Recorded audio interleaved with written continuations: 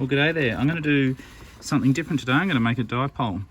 And this dipole will be for portable and use, but you could make this same dipole for home. It's a very easy antenna, very effective antenna, and doesn't have to be expensive at all. You don't have to spend $1,000 on an antenna.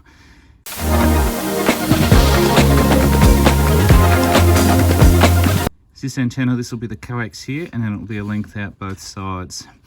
Pretty simple antenna, but it works really well. So this antenna is going to do bands 10, 20, 40 and 80, as I've got written there. That's my frequency that I'm basing the length on, and here you can see the length. So instead of cutting 5 meters for 10 meters and then another 10 meters for 20 meters, what I'm going to do is I'm going to cut 5 meters for 10 meters, and then the difference, which is another 5 meters, which makes 10, I'm going to add that on. For 40 meters, I need 20 meters of length. So once I've cut 15 meters here, I only need another just under 5 meters. So this is the speaker wire that I bought. It has a listing of 14 AWG, which is pretty high spec. But you can use a lot smaller than this. Obviously, the thinner you use, the cheaper it is. I bought higher spec because I want to be able to use it and use it for some time. That's my plan anyway.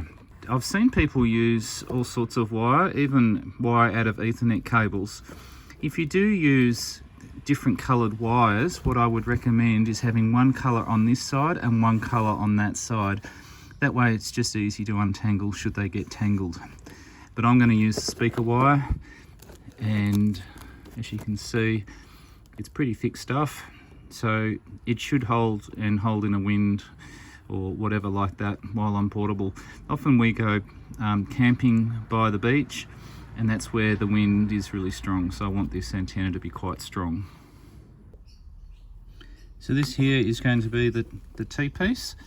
So I've just got a T-piece, bit of plumbing. I've got some cups to put over the sides here, which I will later glue on. And then down the bottom here, I'll put in my connector. So inside here, we will solder this on. The cables, one will go this way and one will go that way. This will be all sealed, and all this connection in here will be weather sealed. So hopefully it lasts a long time. I might paint this as well just to make it look better, but hey, let's get it going first. So the first step is to drill a hole so that this plug can sit on there and not be be inserted in there somehow. So I've drilled my hole in the top. I drilled a pilot hole first, and then I drilled a hole like that after drilling the pilot hole. And I could either put the plug on top like that and then glue it or screw it in. It'd be easy to solder onto the center pin, but not the outside because it's out here. And I think it would actually look better if it was actually from the inside out. So instead, I'm going to put it like that. Looks a lot neater. I'll sand this back to get rid of all this dust that's here. It looks a lot neater. Sure, the plug doesn't stick out as long as it should, but I've just tested it with a PL259. It screws in fine, goes down the little gap around the edge there.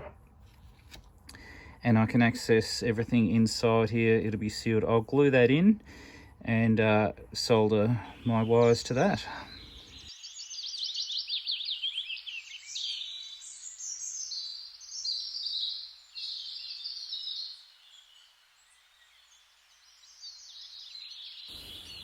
So you can see I fed the wires through, but I also fed the wire through the 3 holes on the end. That way they've got a good grip, so when the wind blows, it'll hold on tight and won't pull apart the insides of the T-piece. I'm going to cut the length of wire now, so I'll put in 29 megahertz, which is about middle of the band. My inverted V is going to be an angle of 45 degrees, which means it will work for 50 ohms. If it was a flat one, it would be 75 ohms, but my coax is 50 ohms.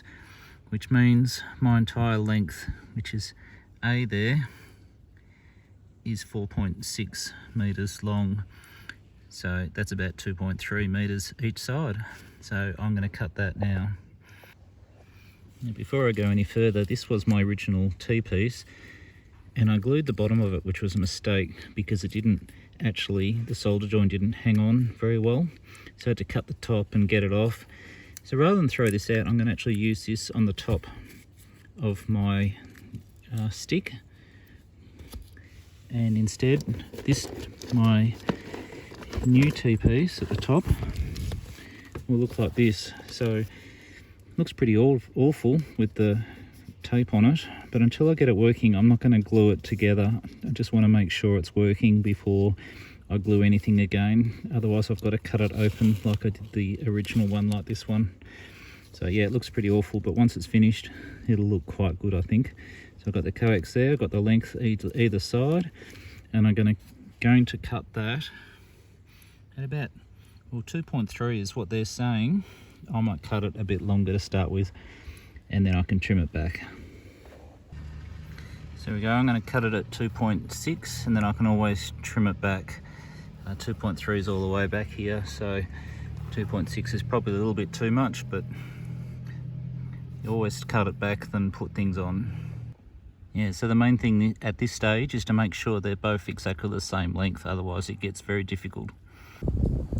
So that's the top of my squid pole there, and I'm just going to put this on top, and that should stay on top there. Got a little loop there which I'll put the string through to hoist my antenna up.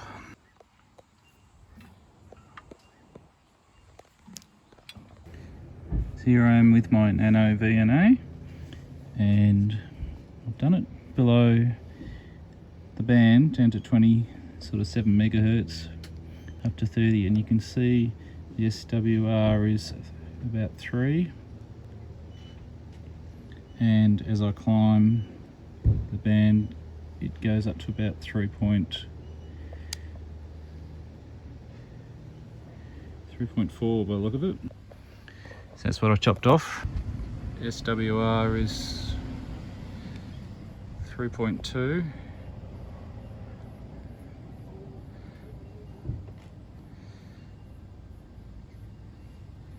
And up to 3.3.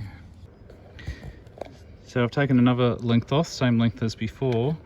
You can see we've now got quite a curve, which is good. It's telling us something now. So you can see at the lowest part it's 2.4, which is a lot better than what we had.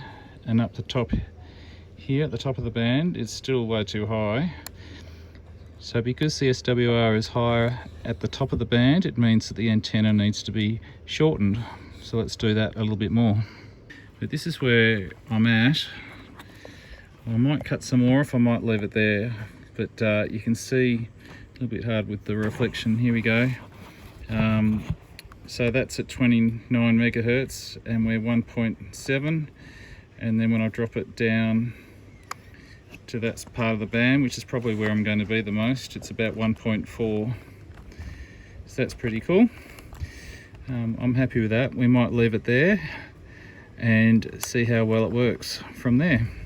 So now I'm going to put on the plugs, and then I'll do the next band. So there are our original measurements for 10 meters, 29 megahertz, 4.6, we'll call it 2.3 meters long, each side there. So I now want to do 14.15 megahertz, which is the 20 meter band. And it's saying the length should be 9.75 meters long, 9.57 rather meters long. So if we divide that by 2 and then take the 2.5 meters off, it would work out to roughly 2.8 meters additional length that we're going to put on. So we've got the current length, and then I'm going to add on 2.8 additional. So I might add on just under 3.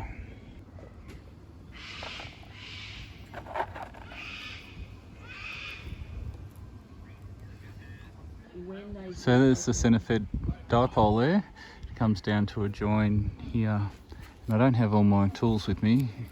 So what I've done is just put some painter's tape on here, and I've got the letter 10 because this wire is for 10, and after the join, which is the center line, this is 20, and then this side of the join I've got, this will be 10 this side of the join, and this will be 20, and then I know that these two wires join together if I want 20 meters.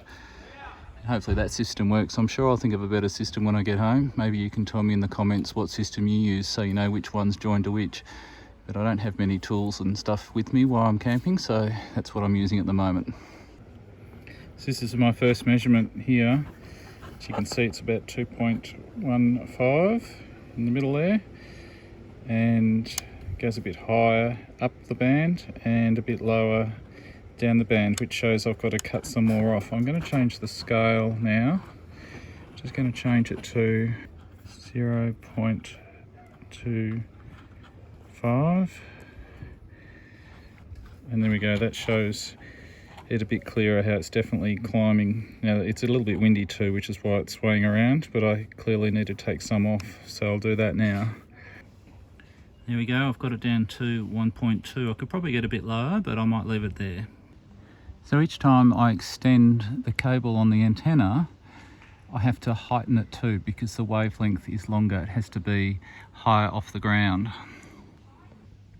So let's look at what we've done at the beginning. So at the beginning we did the 10 meter band. I chose a frequency of 28.49 meters, which meant each side had to be 2.4 meters long. The next band that I've joined onto is the 20 meter band. I chose the frequency of 4.15 megahertz, which meant each side had to be 4.788 meters long. But I've already got 2.4 meters long. So when I subtract 2.4 minus 2.7, I have to add an additional 2.388 meters. So 2.833 meters plus 2.4 meters, the existing for 10 meters, gives me the 4.7 that I need for 20 meters. Same applies now to the 40 meter band. I'm going to use a frequency of 7.15, which means I need 9.476 meters long, but I've already got 4.7 meters on the antenna already. So when I take 9.47 minus 4.88, I get 4.6885. So that's how much I need to add to my antenna to get 9.476 meters. So that's what I'm going to cut now. So as per my other cuts, I'm not going to cut it at 4.6, I'm going to cut it about 4.8, so I've got quite a bit extra, because you can always cut off rather than add on. Now I'm just going to put the plug so I can attach it to my 20 meter antenna, and I'll tune it in again. So there we go, there's my squid pole on top of our caravan, and I've got the antenna going down to that far point of the site, and then this one going down to that point of the site. You can barely see it because it's just speaker wire. I'll straighten that squid pole up, it doesn't look very good, but let's see how well it works. So that's 40 meters joined onto it. I won't do 80 meters, it's going to be a bit long I think. We'll see what 40 meters does. So I do have a tree here on our site which I could use, but I want to try and make it work where I don't utilize any trees, because sometimes we camp and there aren't any trees. So that's how it's looking at the moment. Let's tune it in. As you can see, the higher the band, or sorry, the higher the band, the lower the frequency, the higher I need to go up in the air. 1.75, that's not bad. I could probably get it a bit lower, but I think if I adjusted the antenna, I'd probably get it lower anyway. Antenna very low. I can hear TBS at the New South Wales border. Your S9 plus fine. So that dipole of yours always. So it sounds like I can be heard. So there are two ways to check the SWR on this radio. One is by transmitting and make sure the display shows SWR here. And the other one is you can do a scope. So let's go to, where is it, not a band scope, a SWR graph. So G2, and then we press this button here. It goes to RTTY mode, and then you press PTT. It tells you what the SWR is there, goes down the band, so you press it 3 times, and you get the SWR across the 10 kilohertz. If we change that to, say, 50 kilohertz, press that there, we can see the SWR is pretty flat across that 50 kilohertz. Going to go up to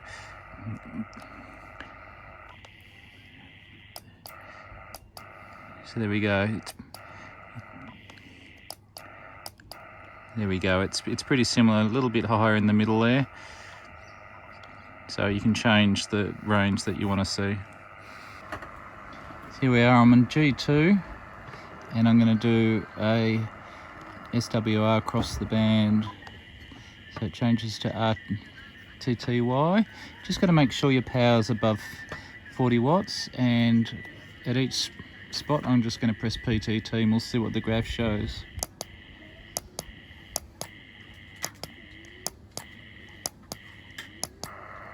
And there's our graph. Very flat. I'm happy with that.